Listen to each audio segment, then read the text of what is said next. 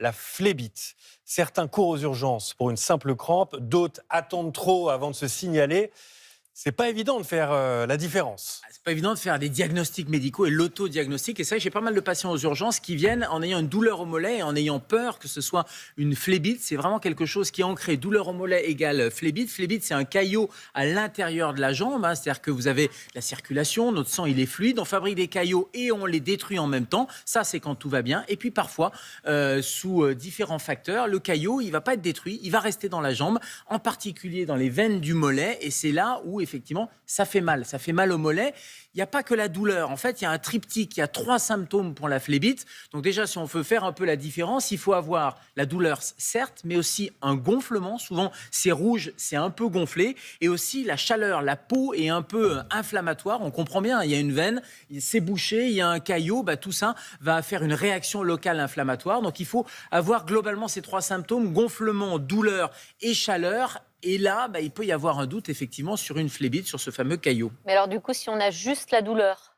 Alors, juste la douleur, c'est là la difficulté, c'est que ça peut parfois aussi être une phlébite parce que c'est le début, parce qu'on n'a pas tous les symptômes. Alors, il y a des facteurs de risque de la phlébite et c'est là où nous, on va interroger les gens. Et vous pouvez, à la maison aussi, vous dire si j'ai une douleur au mollet et que c'était en courant, par exemple, vous avez une crampe, vous avez un claquage. Ça, c'est un facteur plutôt musculaire. C'est pas tellement un facteur de risque de phlébite. En revanche, si vous avez été alité, si vous avez été immobilisé parce que vous avez un plâtre, c'est-à-dire que le sang a stagné, vous bougiez pas, ça, on sait que c'est un facteur de risque de phlébite. Il faut se poser la question. Et quand il y a un doute, j'allais dire, il n'y a pas de doute, il vaut mieux consulter. Un voyage en avion, relativement long aussi, on sait, c'est ce qu'on appelle le syndrome de la classe économique. Vous êtes serré, vous n'avez pas bougé, vous êtes mal hydraté, vous n'avez pas bougé pendant plusieurs heures en avion, ça a comprimé les veines et ça peut risquer la phlébite. C'est pour ça qu'il faut mettre des bas de contention. Alors, on peut mettre des bas de contention, mais surtout en avion, il faut marcher, il faut s'hydrater, il faut marcher. C'est pour ça que, vous savez, dans les petites vidéos de démo, on vous dit bouger les pieds, etc. Parce que l'objectif, c'est de faire circuler le sang. La pilule contraceptive, et notamment, et je pense aux femmes qui prennent la pilule plus le tabac, ça fait très mauvais ménage. Et c'est ça le facteur de risque essentiel de phlébite et d'embolie pulmonaire, parce que le risque du caillot qui est dans la veine, dans la jambe, il peut monter et il monte au niveau du poumon. Donc quand on prend la pilule, on ne fume pas. De manière générale, on ne fume pas d'ailleurs. Et puis des antécédents personnels, il y a des gens qui ont un sang qui est un peu plus visqueux, qui fait un peu plus de caillots, des antécédents familiaux. Mais quand vous avez un doute, j'allais dire, il n'y a pas de doute. Et là, on consulte son médecin traitant relativement rapidement. On évite de masser la zone douloureuse parce que s'il y a un caillot et qu'on masse, qu'est-ce qu'il fait ?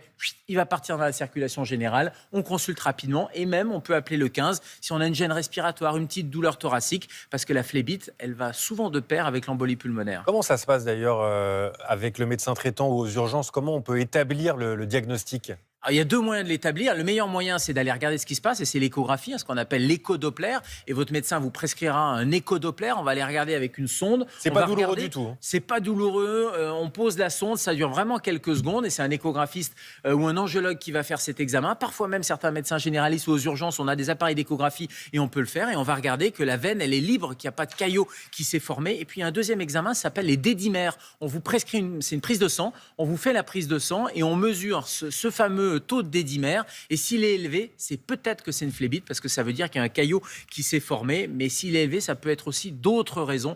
Vous voyez que la médecine, c'est un peu plus compliqué que ça, mais ce qu'il faut retenir, c'est une douleur, un doute, on consulte, on fait l'écho-doppler, et surtout, marcher en avion. Mélanie, marcher en avion, voilà, ça évitera le syndrome de la classe économique. Et puis, souvent, au fond de l'avion, il y a un mini-bar, je vous donne une petite astuce. Il y a il y a un endroit où on peut prendre des petites sucreries, des petites boissons. Hydratez-vous surtout. Voilà. Une petite cachette, un petit truc, un petit tuyau Télématin de Samuel Olivier. Merci docteur. Tiens, puisqu'on parle santé, l'occasion de rappeler aussi que France Télévisions est partenaire de la 19e édition du Pasteur Don ce week-end. L'objectif, vous le savez, soutenir la recherche médicale. Pour faire un don, rendez-vous sur le site pasteurdon.fr.